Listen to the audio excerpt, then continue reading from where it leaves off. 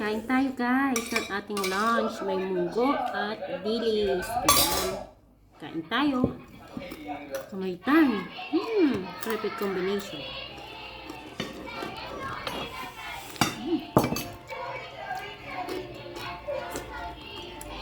Ano? Ang gusto mo? Kumain ka rin ng ganyan noon. Kamay tayo guys. Oh. Ang sarap.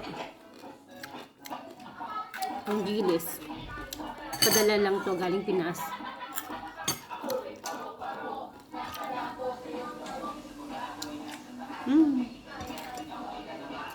Thank you guys for watching. Bye. Happy eating. Happy tummy na naman ang inyong kasisi.